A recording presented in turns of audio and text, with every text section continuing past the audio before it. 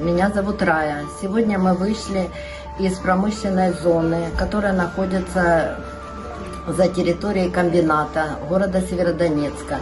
На свой страх и риск мы вышли из убежища, потому что там невозможно находиться.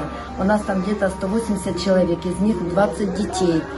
У нас воды нет, еда заканчивается, люди болеют, лекарств нет. 2 дня назад объявили зеленый коридор. Мы, конечно, ждали, что кто-то к нам придет и скажет выходите. А сами люди боялись выходить, потому что, боялись, что, не дай бог, нас не выпустят. Вы знаете, мы же люди какие.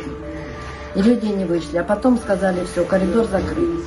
И сейчас люди в страхе, потому что все заканчивается. Сегодня 7 человек вышло, тоже сами на свой страх и риск.